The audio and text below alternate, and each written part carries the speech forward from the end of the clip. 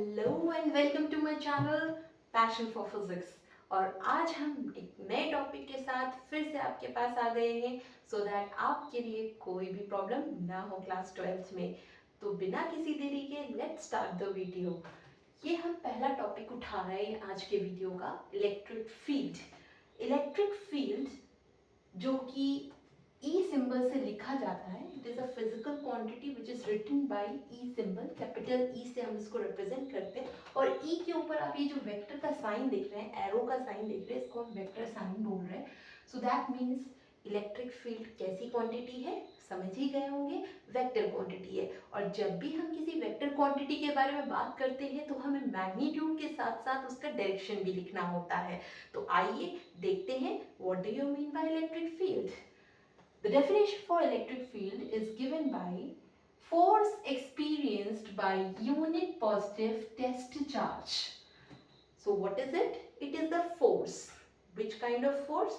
Which is experienced by unit positive test charge. ठीक है, तो टेस्ट चार्ज का मतलब ये होता है कि ऐसा बहुत ही छोटा चार्ज जिसकी वजह से आसपास के एरिया में कोई भी फोर्स में इफेक्ट ना आए। ठीक है, और पॉजिटिव नेचर का है वो टेस्ट चार्ज। ठीक है, सो एक्चुअली इसका फिजिकल मीनिंग अगर आपको समझना है तो आप ये ऐसे समझ सकते हैं कि जब तक इस जगह पे कोई चार्ज नहीं है कोई इलेक्ट्रिक फील्ड नहीं है। लेकिन अगर हमने यहाँ पर कोई चार्ज रख दिया, मान लीजिए कैपिटल क्यू चार्ज रख दिया मैंने यहाँ पे, इस चार्ज के आने की वजह से इसके आसपास का जो एरिया है वहाँ पर कुछ चेंजेस नजर आएंगे।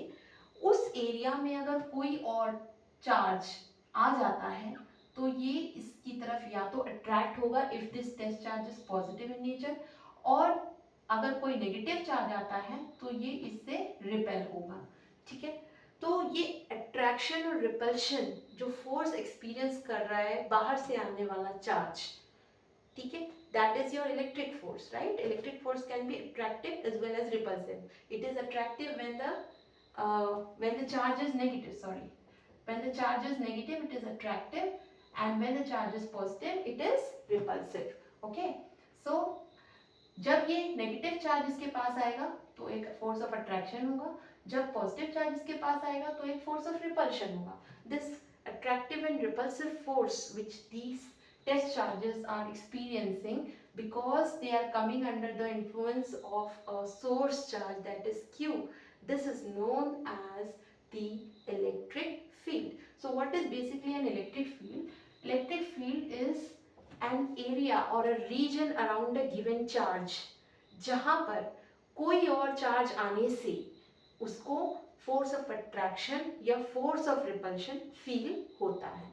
जैसे फॉर एग्जांपल मैग्नेट के आसपास मैग्नेटिक फील्ड होती है, क्योंकि कोई और मैग्नेट उस फील्ड में आने से या तो वो मैग्नेट अट्रैक्ट होगा या रिपेल होगा, डिपेंडिंग कौन से पोल्स सामने आ रहे हैं।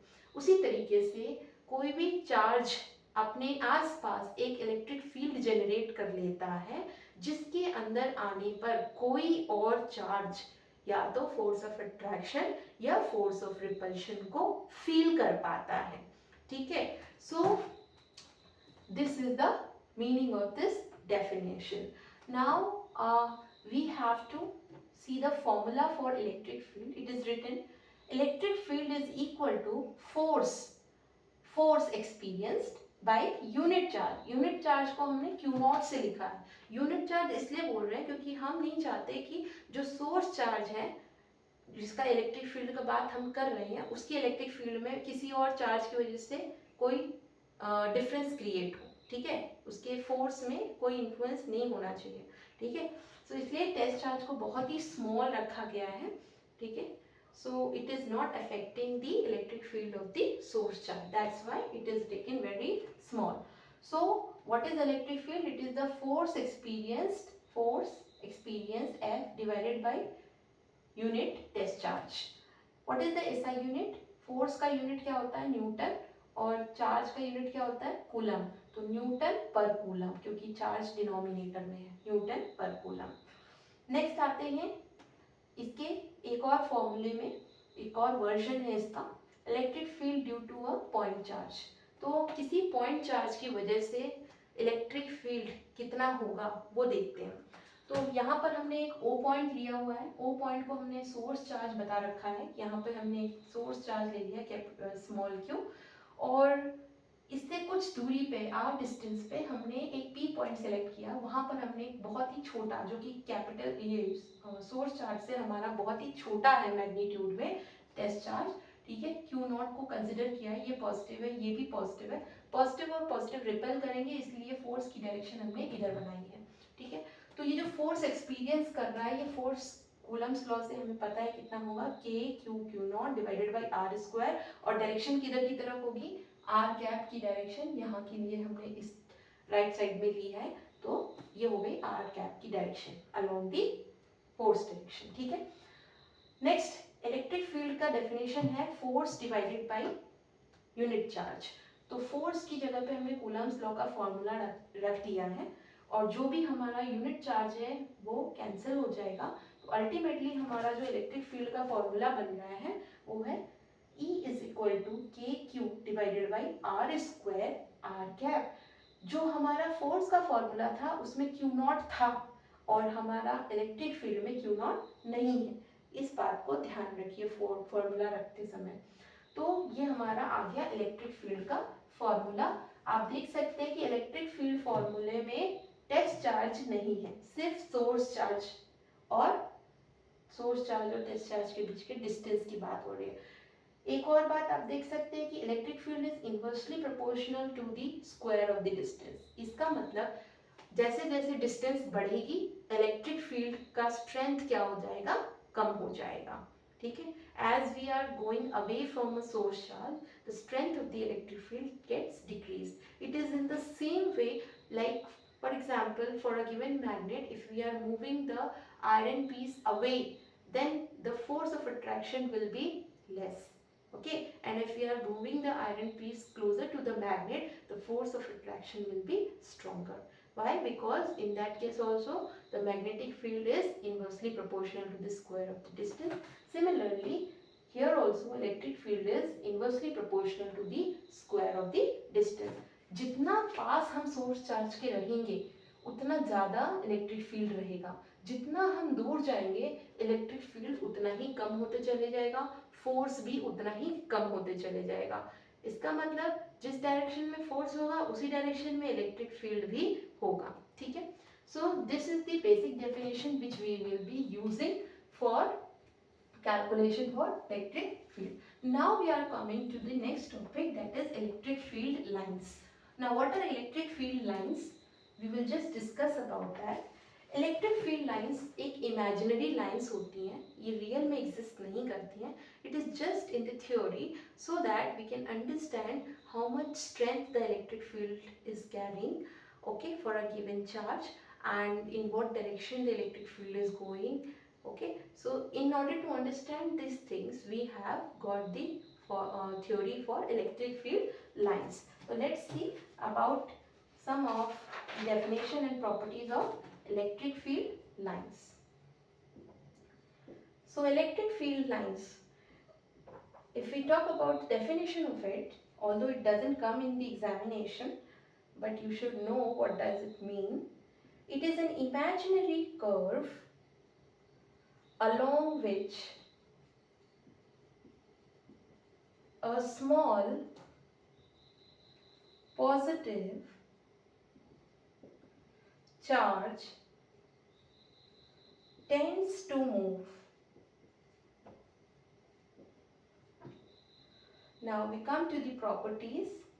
Firstly, we'll understand the definition, what it's saying. As I said, it is the imaginary curve, ठीक है। imaginary curve होता है जिसके along एक positive charge की टेंडेंसी होती है मूव करने की, ठीक है। एक ऐसा कर्व जिसके अलोंग पॉजिटिव चार्ज को अगर फ्री छोड़ दिया जाए तो वो एक पर्टिकुलर डायरेक्शन में मूव करेगा अलोंग द कर्व, ठीक है। That is known as your electric field line. Now we come to the properties of it. First is these are continuous curve. What do you mean by continuous? That there is no breaking of curve anywhere of the electric field line, ठीक है। always they are in continuous form. they start at positive charge and end at negative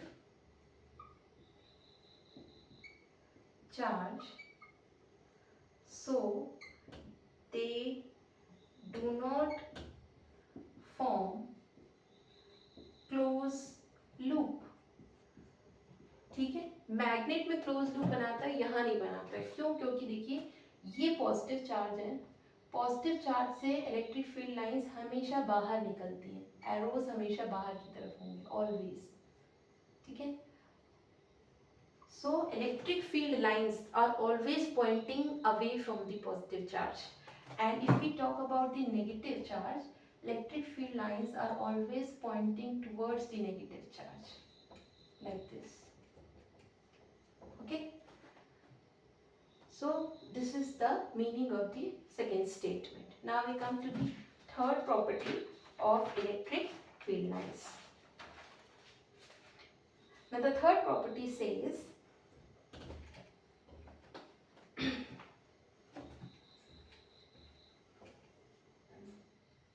tangent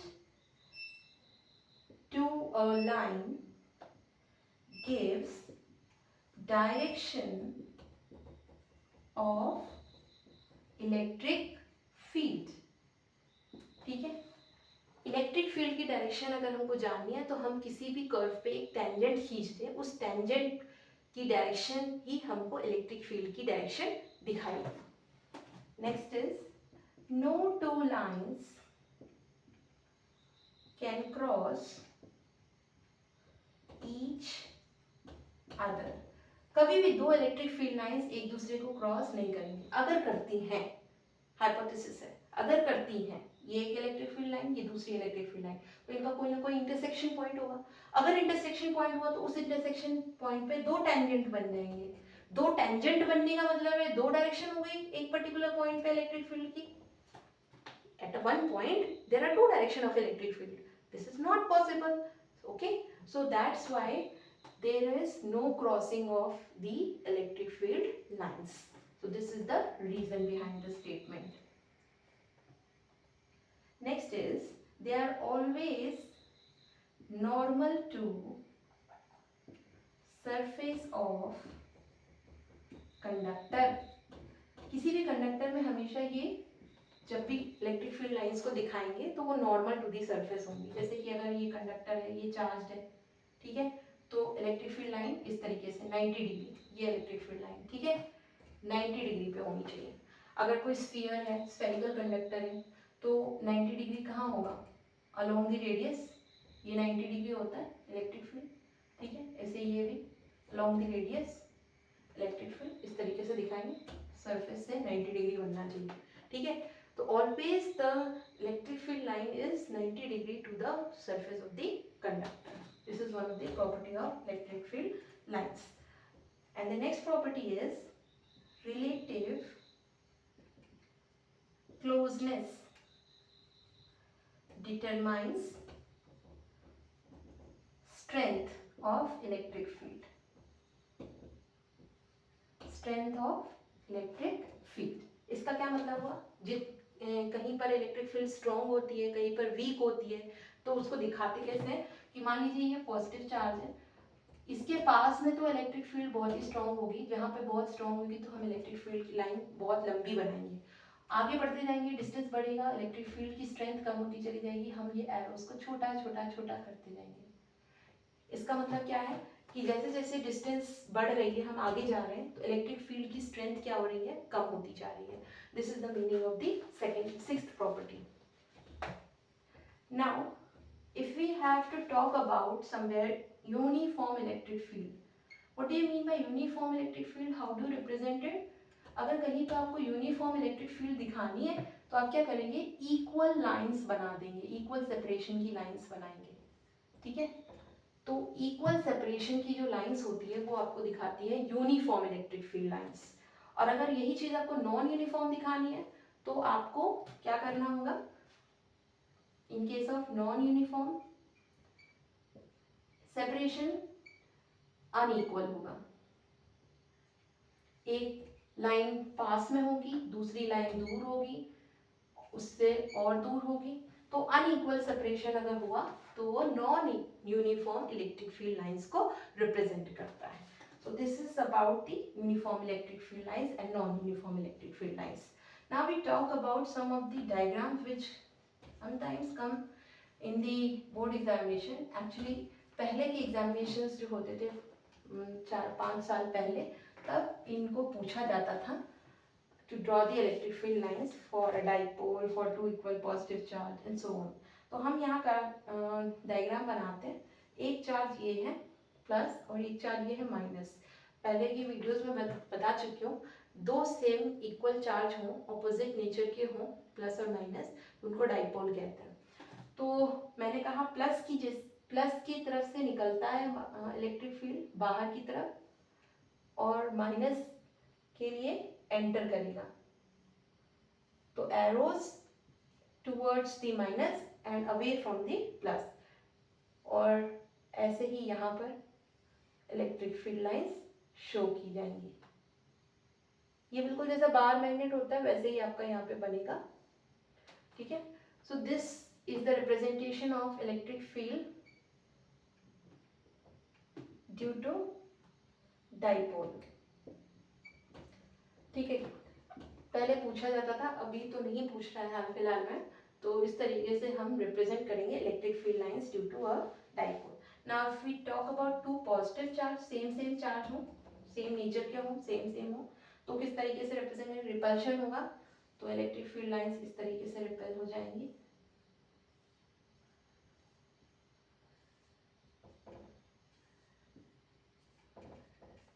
This will be the representation for electric field lines for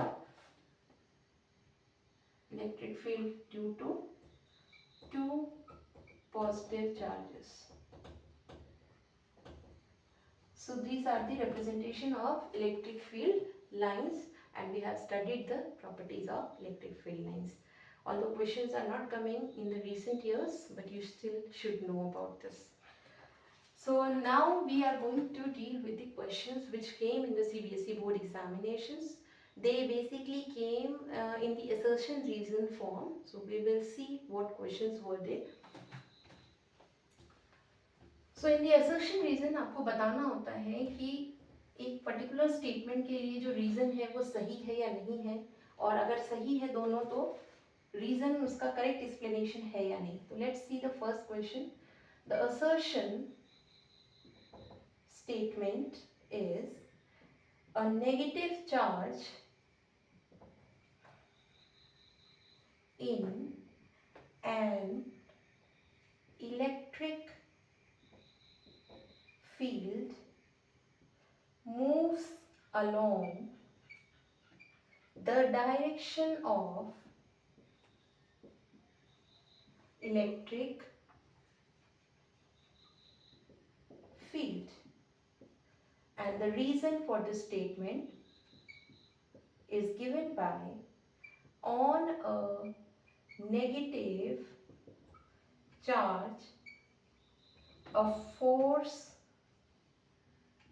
acts in the direction of electric field.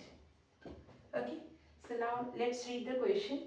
Assertion statement is a negative charge in an electric field. एक negative charge है electric field में, it moves along the direction of electric field.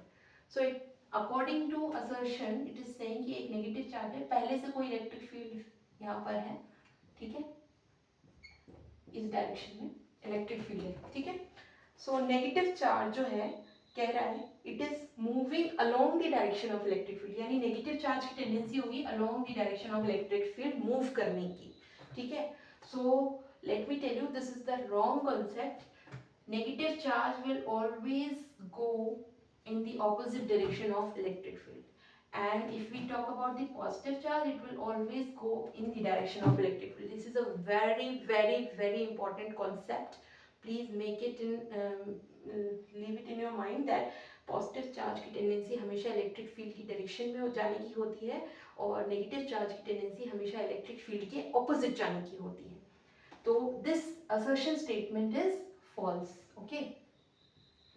Now come to the reason statement. On a negative charge, a force acts in the direction of electric field.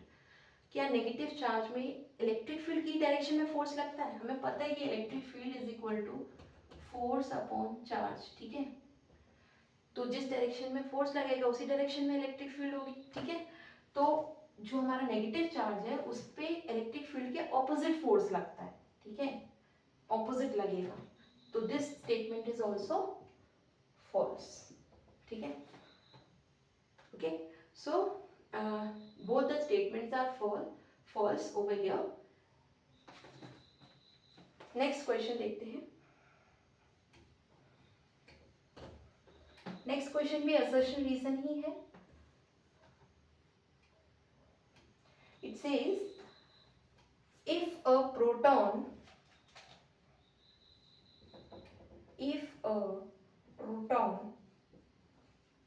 and electron are placed in same uniform electric field, they experience different acceleration.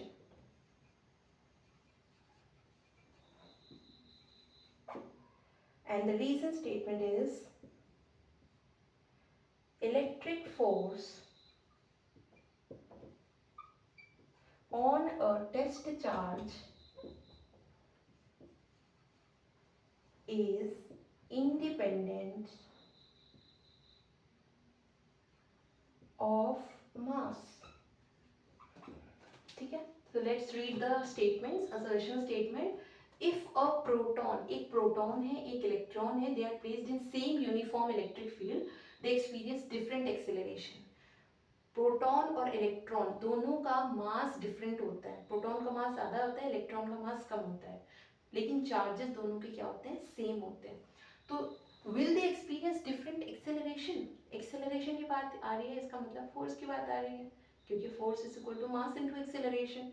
तो अगर acceleration different होगा यानी force भी different होना चाहिए. Force different होगा तो इसका मतलब उनके बीच का जो चार्ज है वो भी डिफरेंट होना चाहिए. देखिए, force is equal to mass into acceleration, also force is equal to charge into electric field.